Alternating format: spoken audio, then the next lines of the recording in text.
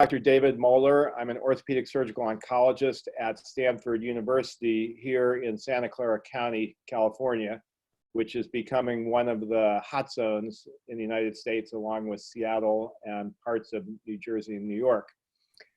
I have a surgical oncology background, but also worked with the United States military and have given some lectures on biowarfare and bioterrorism in the past, and have spent quite a bit of time around the world in areas with some outbreak issues, including the Congo, Tanzanian area with Ebola, although no direct experience with Ebola, which I'm thankful for.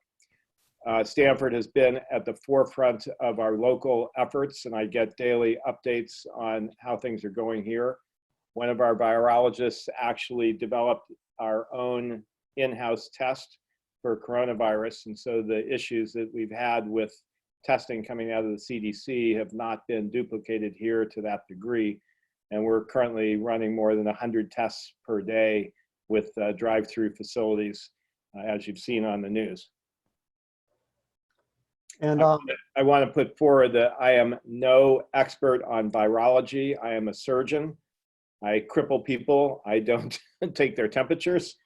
But the background information I have, I will try to keep it to my areas of what I know to be currently correct, the stuff that we don't know, the unknown unknowns, etc.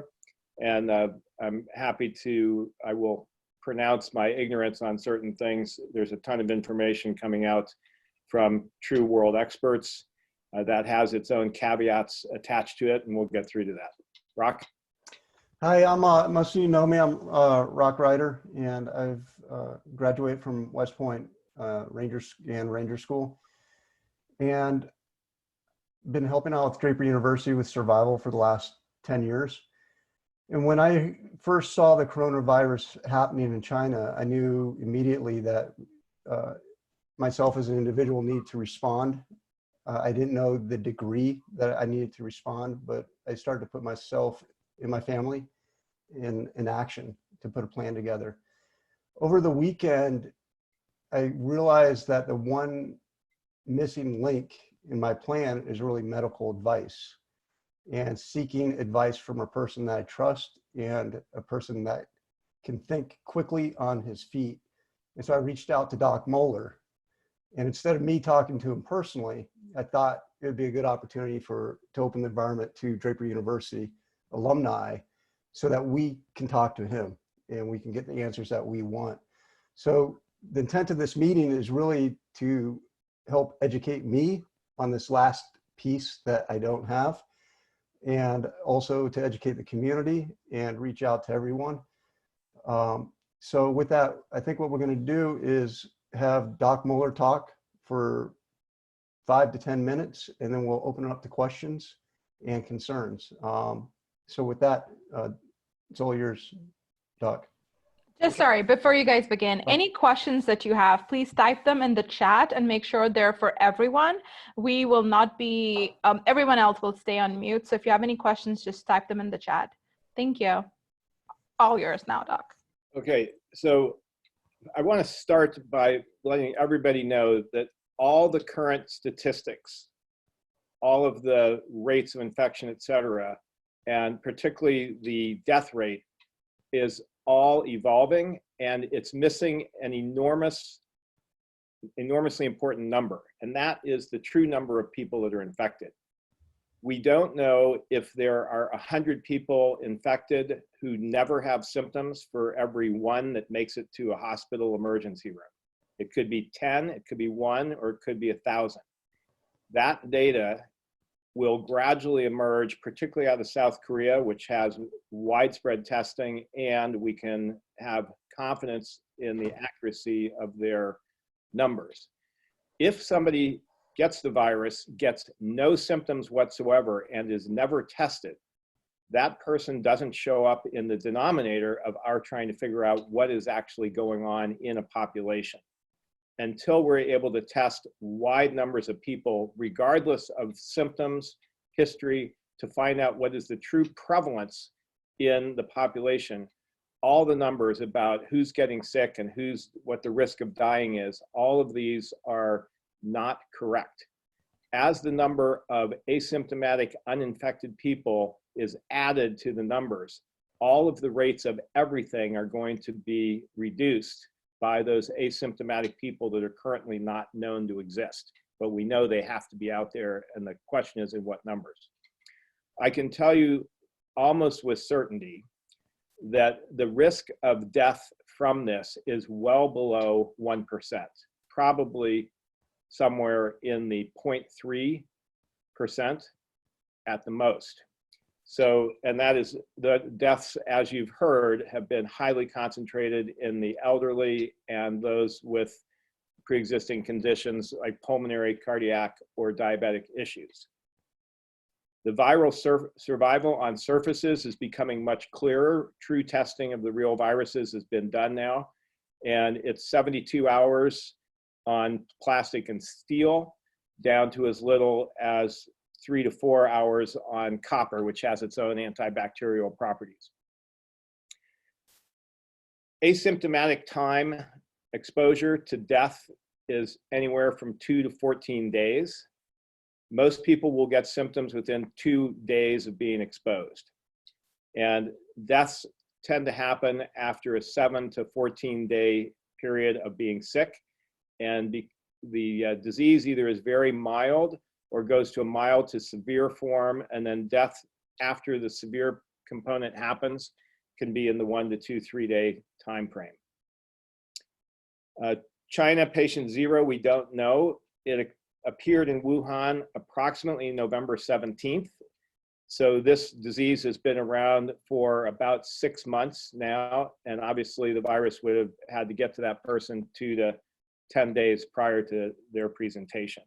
And that patient 0 hasn't been identified. The Chinese have been very cautious about allowing investigation. They turned away World Health Organization and CDC people. They do have their main biowarfare laboratory in Wuhan, which is why many people are concerned that it's an engineered research virus. This is, I want to be clear, this is not a bioweapon type virus, but it could be an engineered research virus, or it could have arisen spontaneously. That's something to be determined later, and there's an awful lot of people on both sides of that issue that have an agenda they're trying to push. Taiwan has done a remarkable job of suppression and stopping spread of the virus. They have done that by an extremely aggressive artificial intelligence approach to who entered their country from where, and then where they went within the country.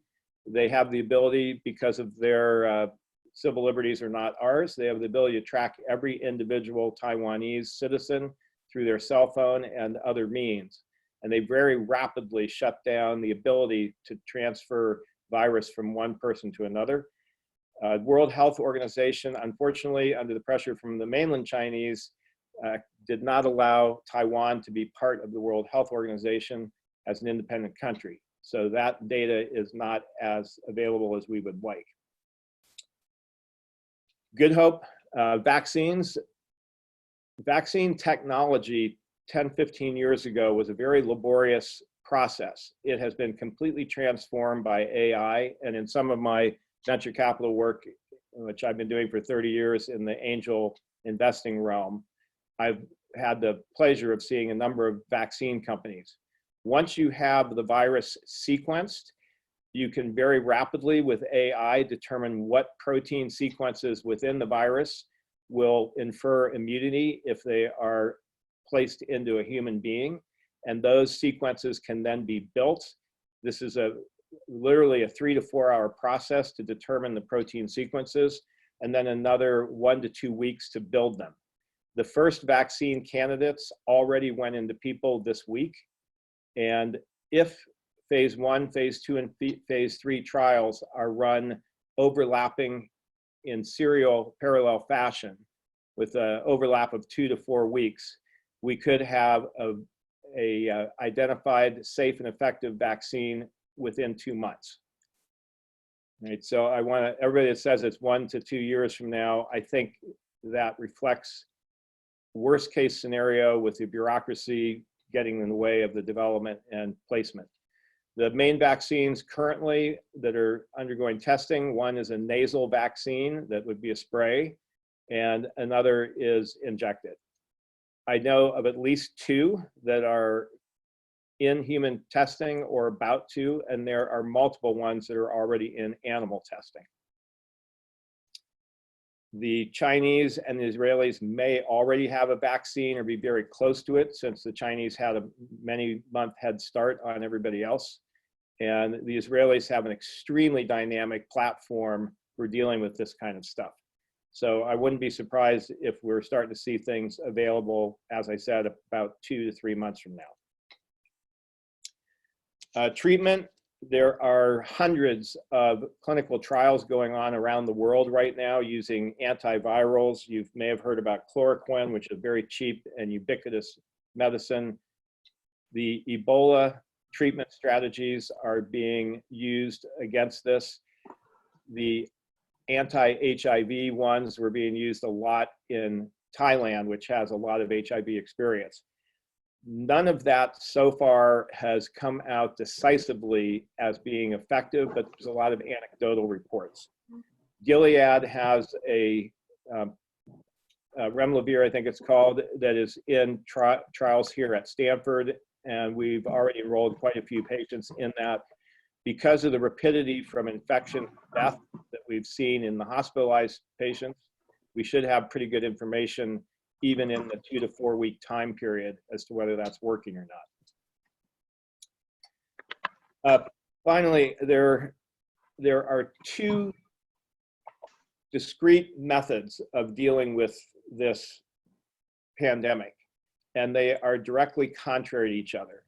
One is to cause the least economic damage to a country or the world, and the other strategy is to cause the least number of deaths from the virus. To do the least damage to an economy, you would want, once you have the virus and get past the illness, you then have immunity, which may be a lifetime, or it may be degrading over a period of a couple of years. So if you want the minimum damage to the economy, you want at least half or more of your population to get infected right away. A tiny percent of them will die, and the deaths will be clustered in the elderly age group. And within 14 to 30 days, you will have a population that's basically immune or has herd immunity. Herd immunity is where 2 or 3 out of 5 people are immune, and therefore your chances of passing it to a person who's not immune gets smaller and smaller. So if we wanted the least economic damage, you would have a very rapid spread, similar to what's happening in Iran. A lot of people would die, hospitals would get overwhelmed, and this, like a tsunami, would pass over you in a matter of weeks to a few months, and then things could return close to normal, minus a couple percent or more of your population. Remember, in any population, 1.2 to 1.4% of people die every year. That's just facts. This would be deaths on top of that, but clustered in the ages of the people that are 80 to 90 who die 10 to 15% a year, depending on where you look. So the fewest deaths results in the greatest economic damage. And that is, instead of having half of your population get infected in the first 30 to 45 days, you try to spread that out over the 18 to 24 month period that it takes to slowly infect people, have them get sick, have them recover, and then return with immunity. So that has been our influenza background, where we have seasonal flu, kills some people, a lot of us get sick for a week or 2, and then we get back to work, and everybody goes on about their lives. One of the things you can always count on is government overreaction. Like 9/11, we had $3 billion in property damage, and then we did $1 trillion or $2 trillion worth of economic damage by restricting travel and a bunch of other things. So right now, our government has chosen, probably appropriately, this methodology to try to flatten the curve and spread the cases out while we wait for this vaccine.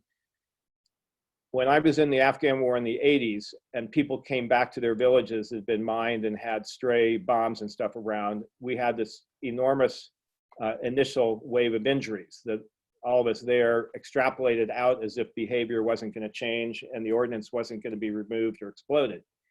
And we made terrible predictions of what the rate of casualties would be and the number of casualties over time. Do not underestimate people's ability to respond to this, to private enterprise to create, and for unexpected benefits and positive things to happen that will change these projections towards the good side. So that's the main part of the hope of this that I see is almost everything worst case scenario that you're going to see projected is not going to come to pass. I have in one of my companies, they decided to revolutionize the respirator ventilator market. They have a ventilator with almost no moving parts that's the size of a toaster oven, and they are in production. Those units, they could put out several thousand of them in the next couple of months if you get quality control, liability, and some regulatory stuff out of the way. In World War II, Smith Corona typewriter company very rapidly shifted from typewriters to rifles. And American industry can do that on a dime if they're given the incentives and the freedom to operate along those lines. Rock, you want to go over anything from your standpoint?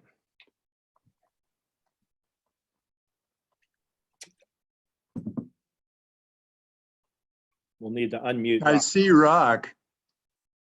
Hey, everybody. This is Tim.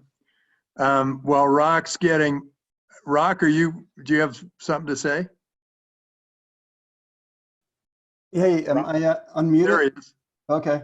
I just want to say thanks to Doc for talking with us. Tim's going to say a few words and we're going to start answering questions and hopefully getting the right information out to you. I think Doc hit on a couple of things, and one of the things that I believe in is the ingenuity of our entrepreneurs are going to find solutions to this, and people will change behaviors. And when they change behaviors, it's going to help the entire society get through this ordeal. So with that, Tim, do you have any thoughts? Yeah, it's funny. Two things come to mind, and Dave hit on one very well. The U.S. loses about 4 million people a year. And so far, the virus has hit about 110 people in the U.S. It's killed about 110 people in the U.S. So far, it's a pretty small thing, but it's exponential, and so it can grow very quickly. And so I do think that this was a compromise, and I think it's actually, here are the ways I look at it.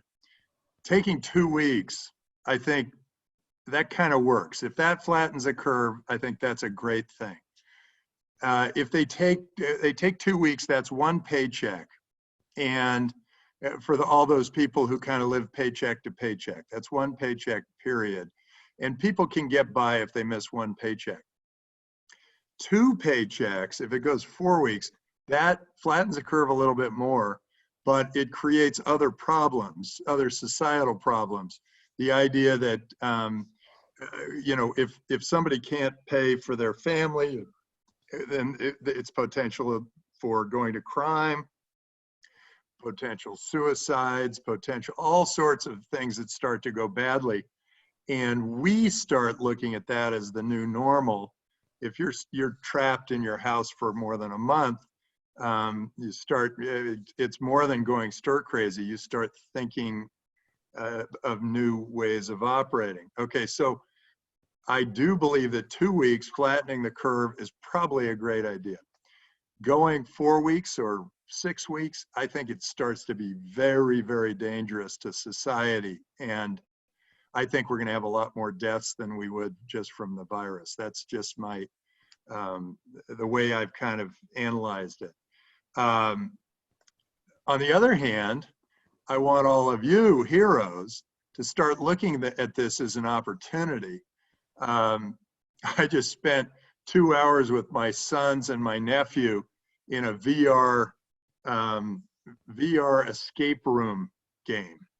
And it got me sort of thinking that, yeah, I mean, we can explore all sorts of new ways of operating because we, you know, are in this odd position. When you have weird things happen, you do have an opportunity as an entrepreneur to tweak your business a little and adjust it and figure out how you adjust and how you please your customer down the road.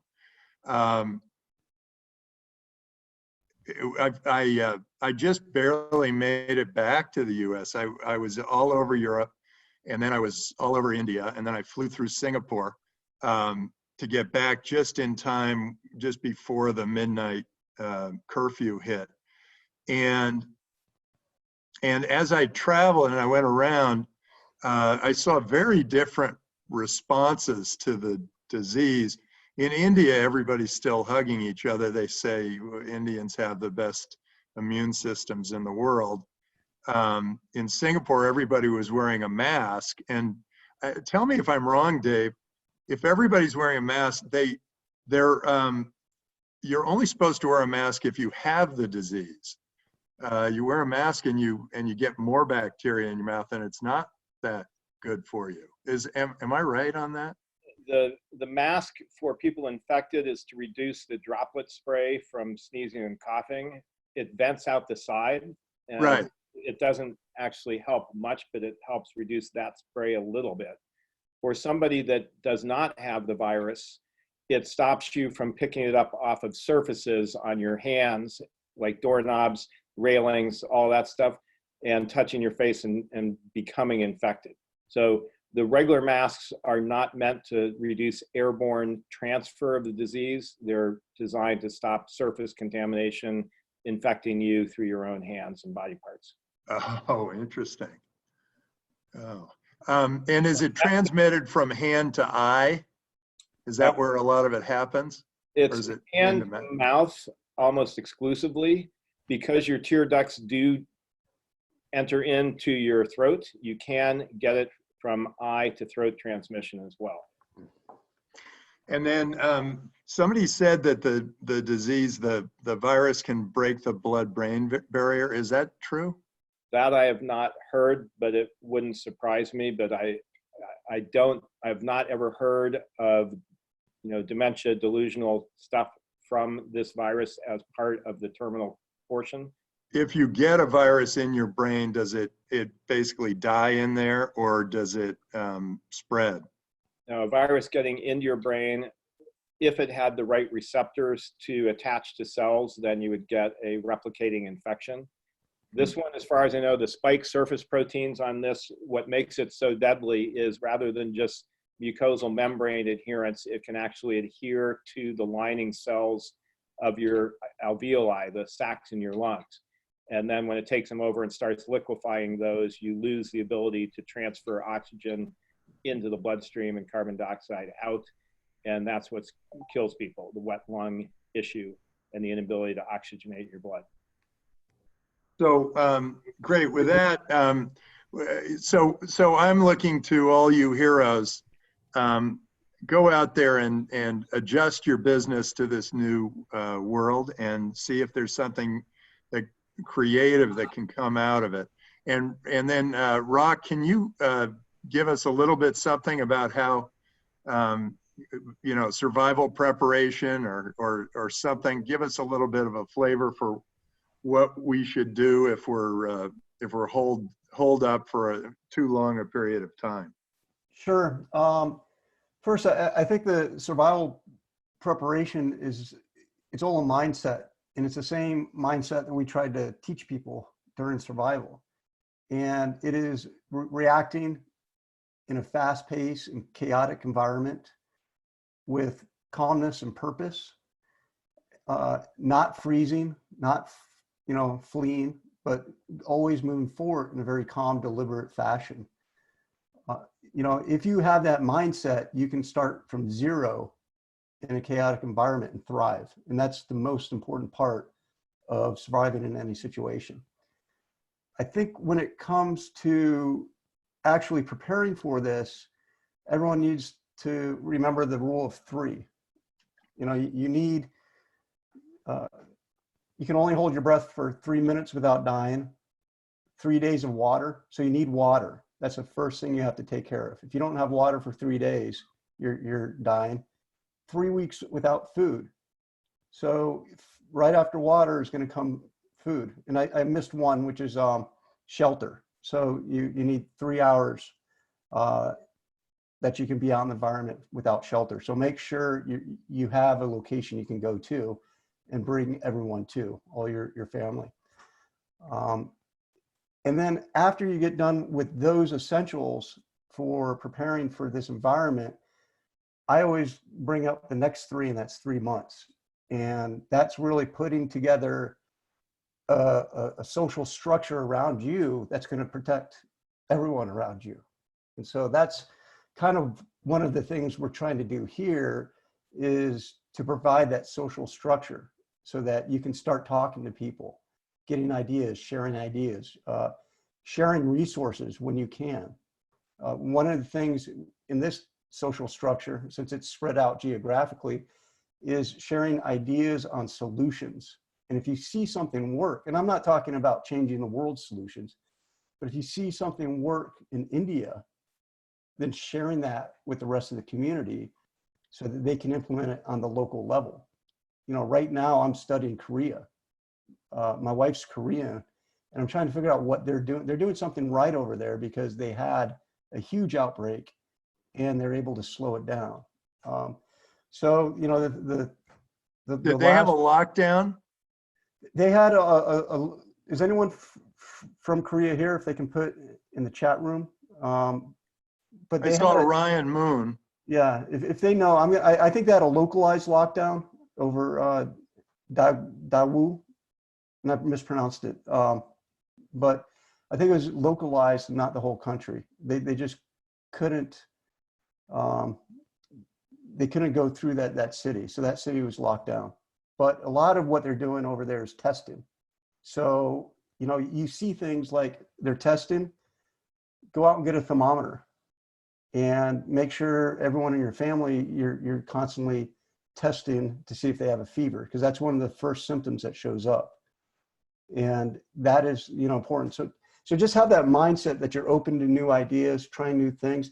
If you find yourself just sitting there, not doing anything, that's not a good situation. Okay. So in a firefight, you need to shoot, move, and communicate.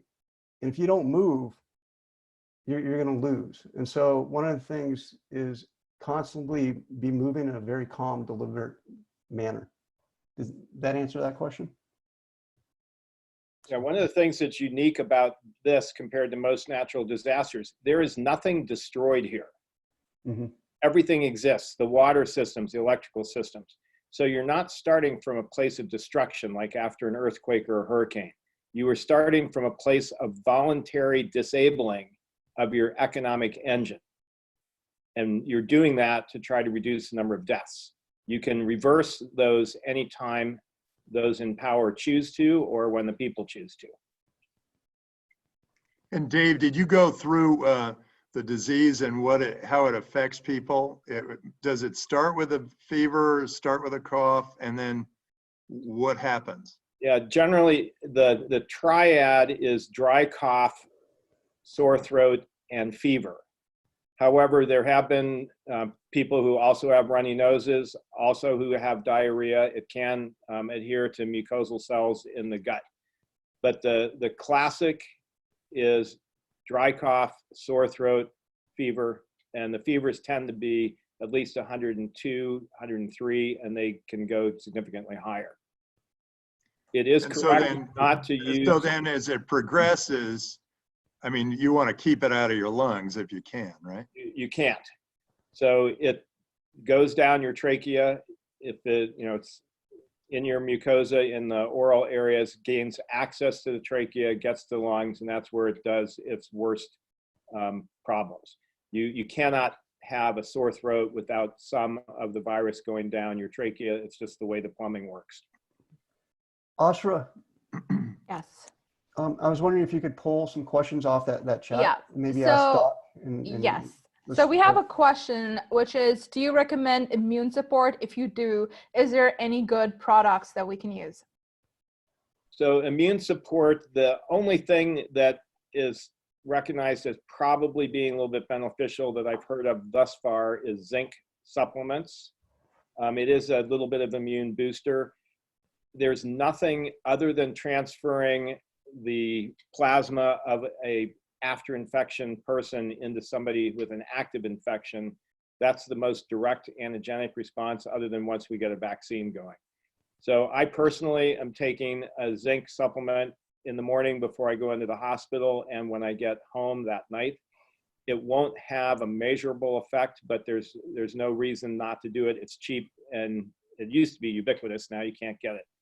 The thing going around the internet about taking zinc lozenges and it stops back virus reproduction in the back of your throat, not probably correct. Okay. The overall zinc as an immune booster, yes. Vitamin D3 also, I'm also taking that. So there's no reason not to take vitamins. It certainly won't harm you. Whether it'll make a measurable difference for an individual or for population, possibly, but it's going to be very minor. The best immune system is the fact that you guys are under the age of 40 and your immune system kicks ass. And that's why we haven't seen any deaths that I know of. One death I've heard under the age of 10. The 10-year-old to 30, 40-year-old contingent is going to have a bad cold for the most part and a very tiny percentage of people that go on to death. So stay young and you guys are going to be fine. If you wanted to get this over with quickly, you'd put all the 20 to 40-year-olds out there, get them infected. A few would die off, the rest would get back to work in 3 to 4 weeks. Okay. So can you comment on the mutated versions of the virus? So right now there are 2 in circulation, the S and the L form. And the S1 is the more severe, causing more deaths in the US. The L form, which is the less severe version, is the majority of what our testing is finding here. Viruses tend to mutate, and as they mutate, they tend to mutate towards a less severe form over time. That helps their ability to spread and not kill the host prematurely. There will be more versions of this. If you are infected with the S version and survive, you will be immune to both versions. And the same goes the other way around. There's enough similarity between them. The genomic sequence is 96% the same as the SARS virus that circulated about 12 years ago. Those people may have some immunity to this. That's still being determined. Ashra, can I just say one thing about immunity? That's Yes. very important. So right now, you got to prepare your body to receive this infection. The most important thing you can do is eat healthy. So get away from the sugars, eat fruit, eat vegetables, eat very, very healthy, take supplements that you deemed, that you want or you've been taking. I think probably the most important thing is to get sleep. So, I just went through, I worked 48 hours. That's not healthy. That will affect my immunity if I keep up that pace.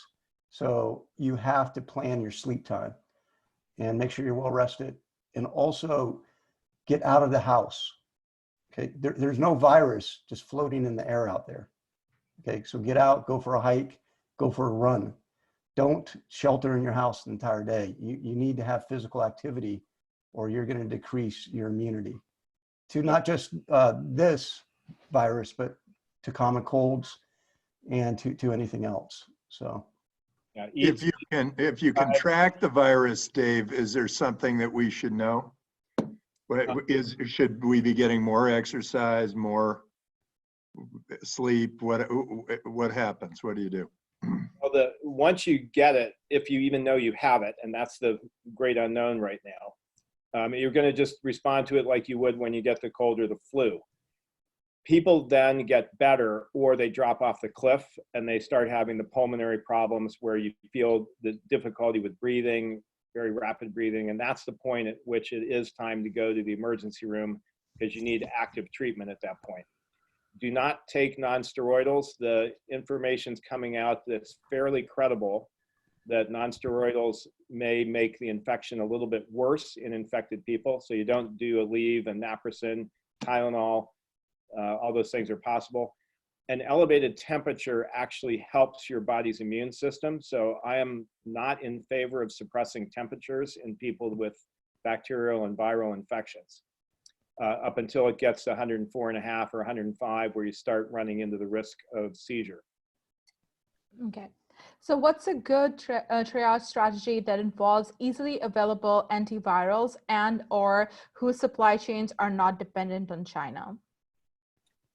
Virtually everybody's supply chain comes through China for medication subcomponents or finished medications, as well as most of the ways to administer them, like IV tubing, IV bottles.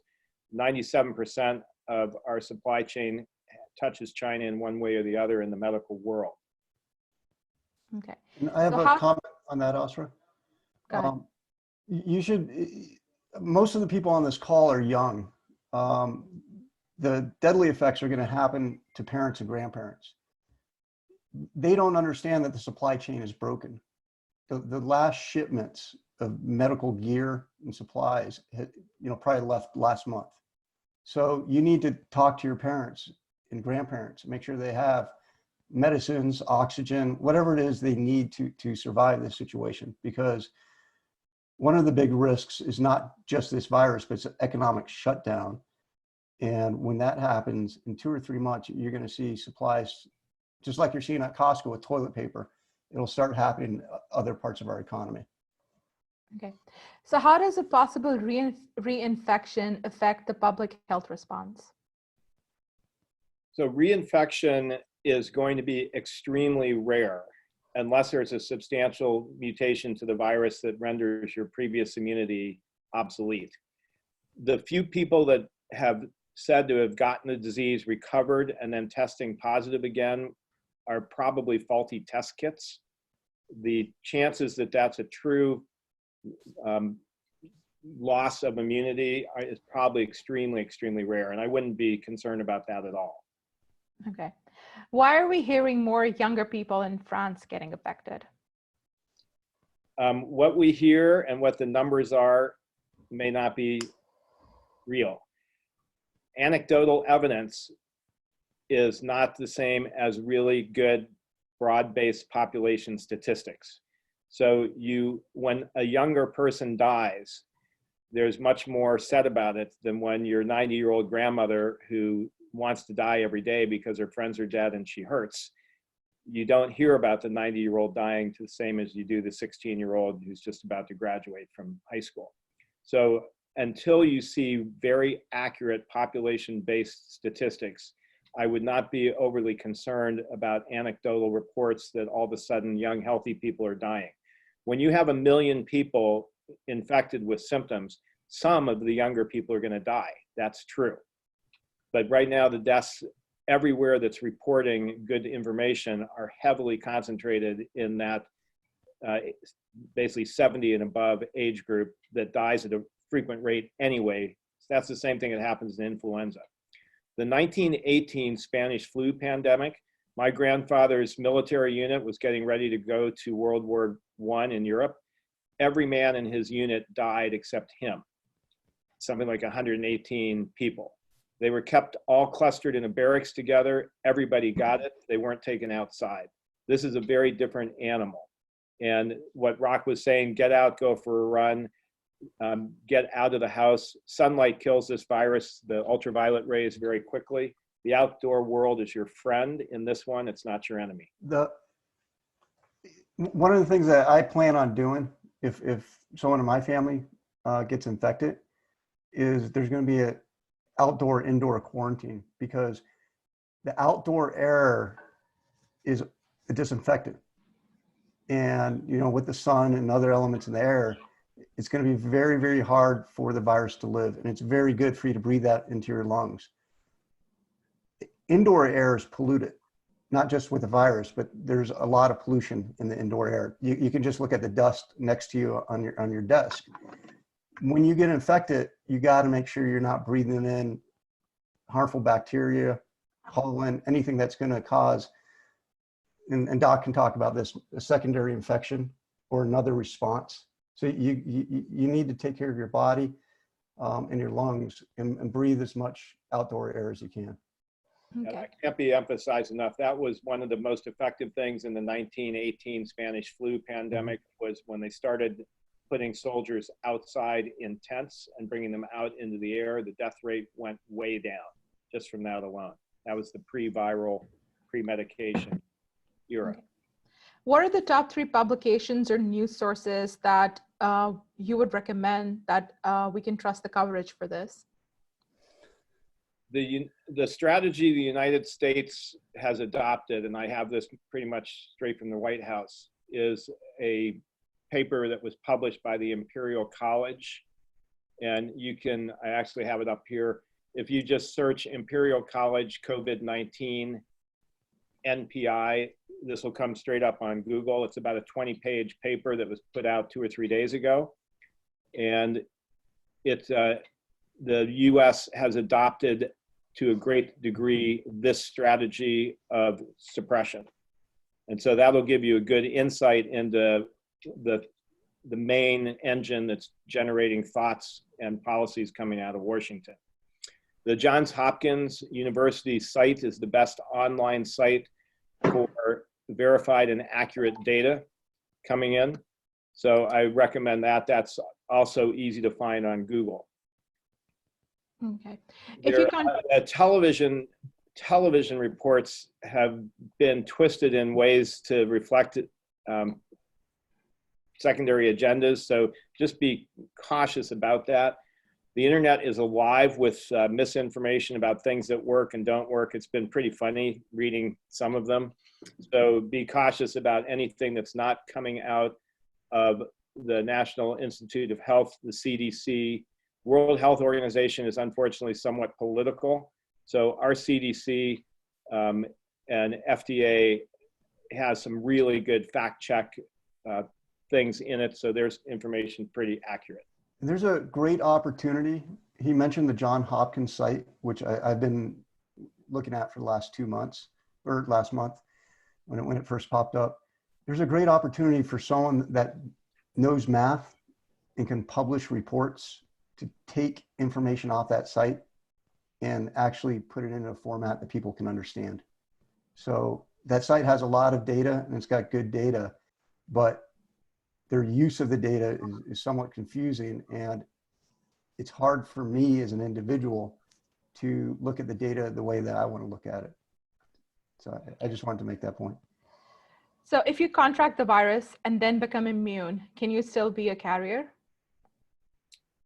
Viral titers in people that have survived go to 0 by around somewhere between 14 and 35 days after they're infected. So you are, for all intents and purposes, there is not a carrier status on this. Okay. This is actually a question for Tim. Many funds are structured with LPs that a fund makes capital calls to. How does the economic volatility change the venture landscape in the next 6 to 12 months? Will funds be less liquid? Yeah, in a word, when this happened before in 1987 and in 2000 and 2008, there were cash crunches and people were not able to raise money. The venture funds, people actually had trouble with their capital calls. This is a very difficult time, and that's why, you know, if they drag this on a lot longer than the 2 weeks or 3 weeks that they're talking about, we could see a lot worse in the public markets. And you think, well, it just affects the public markets or shareholders or whatever, but it really doesn't, because what happens is a lot of those public markets are supported by people who have borrowed money to invest in them. And then they borrow that money, then the stock falls below a certain point, they have to pay more money. In order to pay more money, they have to sell more stocks. So the stocks go down, down, down, down, down. Suddenly, there is a lot less liquidity in the market. And I've got to give credit to the president and his team, because they've actually forced liquidity back into the market at a time when people were kind of in panic mode. And I think that it might give you a slightly softer landing, but during, when you've got a bear market, which you have now, cash becomes absolutely critical to your business. You have to stay alive. You have to figure out how to stay alive. You have to have heart-to-heart talk with your employees, say, we're not actually going to be able to pay as well as we did before.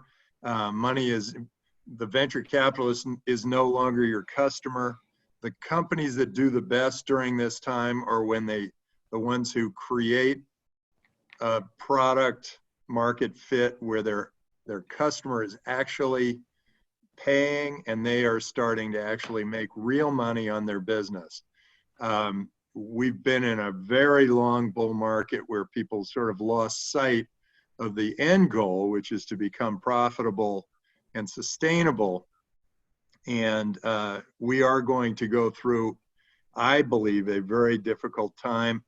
But it's actually, for me and for Heroes, it's actually one of the most exciting times.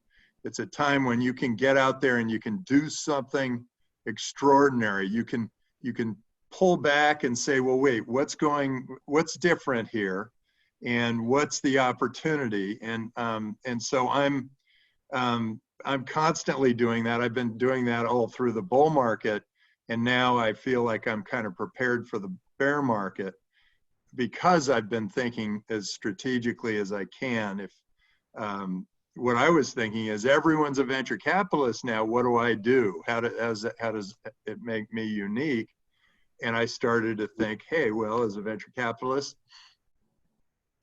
if everybody's going to be a venture capitalist, now I need to do a better job of connecting the money to the entrepreneur. Well, this new bear market may give me an opportunity to actually put that into motion. You can actually do more sometimes during a time like this, and people remember everything you do. So whatever you're doing, make sure you're doing this is one of those times that I want you to remember one line of the pledge, which is short-term sacrifice for long-term success.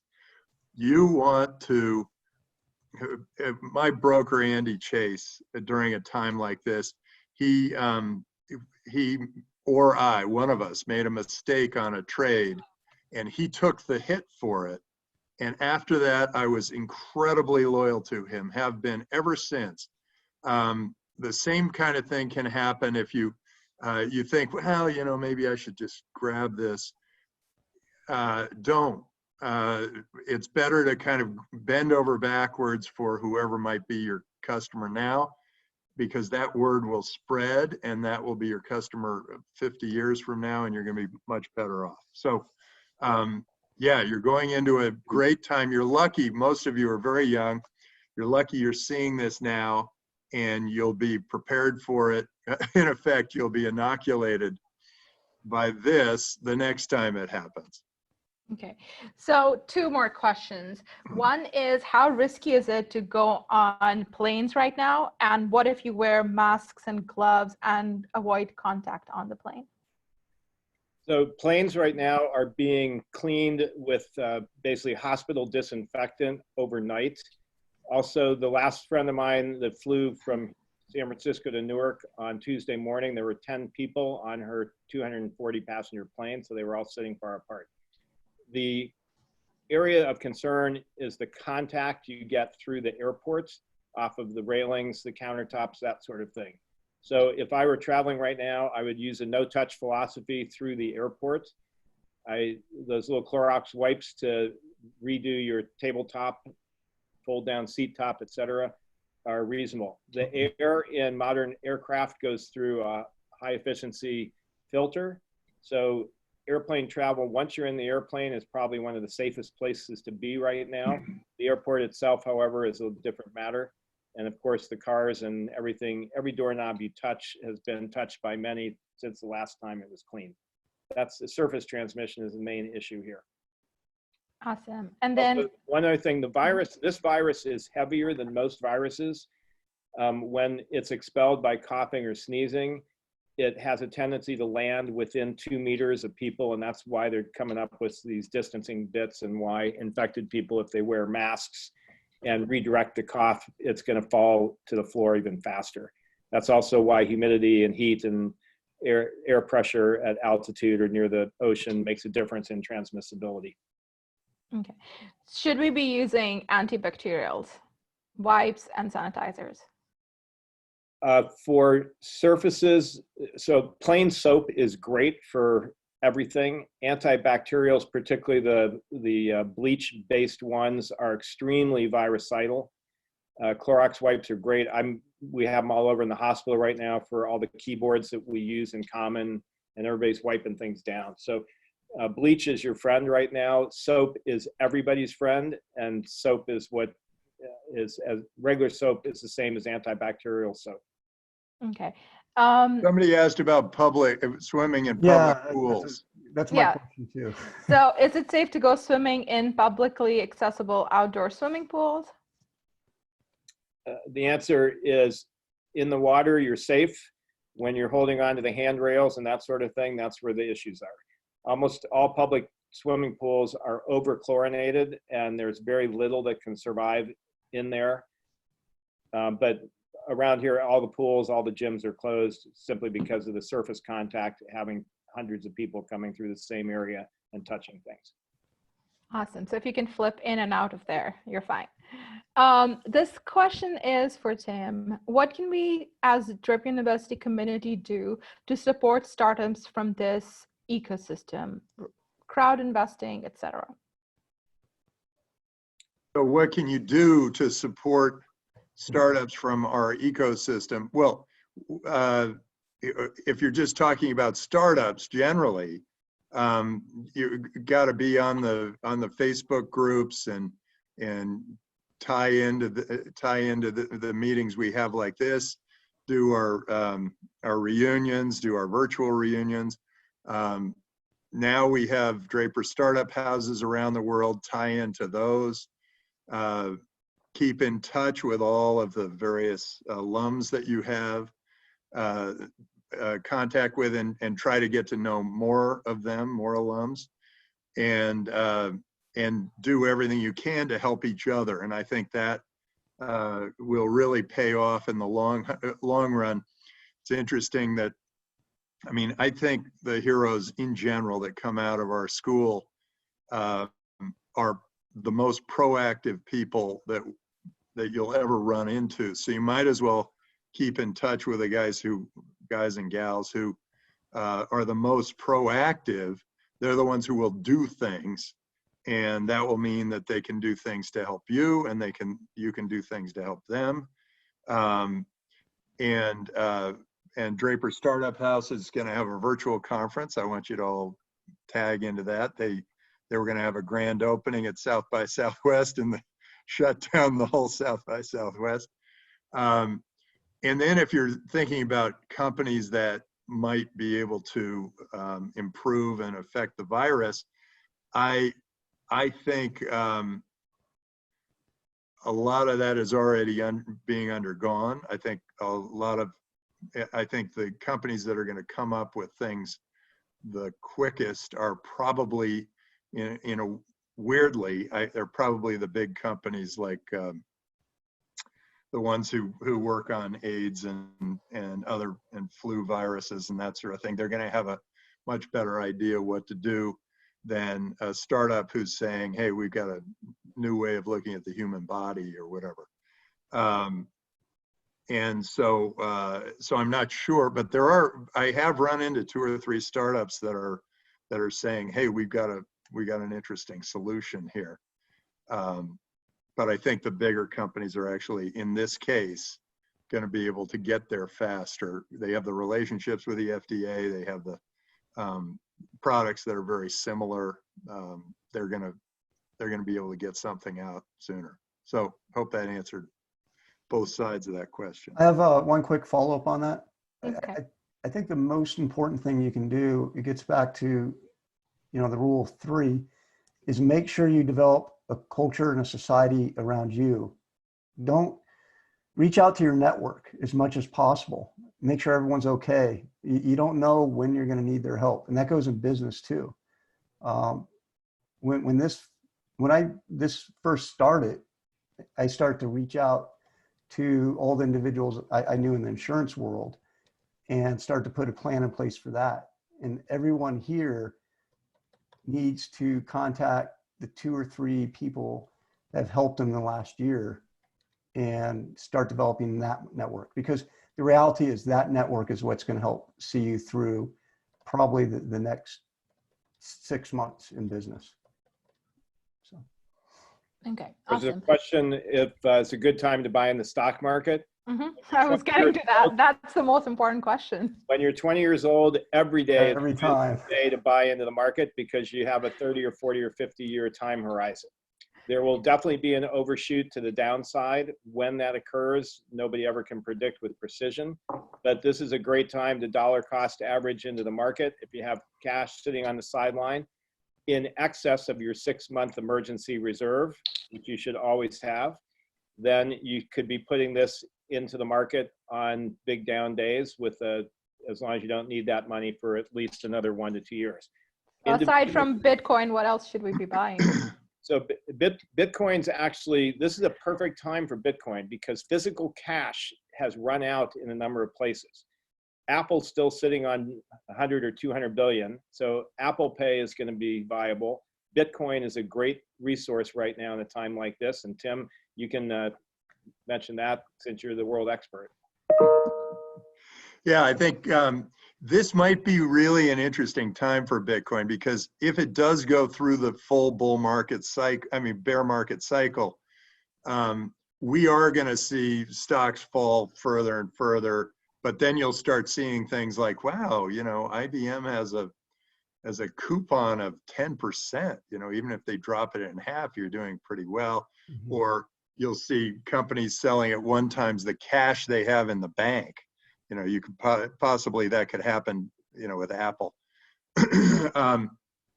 So there probably is further downside. So, don't be in a hurry to jump in. But on the upside, I do think that when there's sort of, chaos in the streets, there's always an opportunity for these new technologies to come out and shine and show themselves to be better than anything that exists today. And so I do think it's going to be a really interesting time for Bitcoin because the banks are going to be, you call a broker today and they're just all in panic mode. You don't know what's going to happen with all the banks. They're going to have all sorts of problems. And the hackers of which, they're constantly under hack, but now they're under hack and there's sort of a run on the banks. So I think it'll be one of those times where people go, maybe we should be, using a different currency, and maybe we should be trying a system that is, it keeps perfect records, or it's transparent or global. It's just a better way of operating. So I think Dave's right. You can always go into the market and do well because over the last 100 years, it's really appreciated about 12% a year forever. And it will probably continue to. So you don't have to get the bottom of the market. You can just kind of average down. I suspect, though, you will see a couple more down days before it starts kind of clawing its way back up. It's not going to jump. It's not going to rebound the way Trump said. And Tim, I just want to tell everyone a great investment that you can make right now. And I just made it for my wife. And in times of chaos, you need to have cash on hand in your house and gold. And so it's a great time to go out and buy your wife gold jewelry. so I was going to promote a financial workshop with you soon, but after that, I'm like, no. So if you're at Costco and you're buying toilet paper, just go and buy some gold jewelry, because I think it's, that is the commodity of last resort. Mm-hmm. And when it's in jewelry fashion, everyone enjoys it. So Okay. If anybody accepts it, there may be a time when people, here, what, I'm going to feed you and you're going to give me a gold ring. I think that day may be gone, Rock.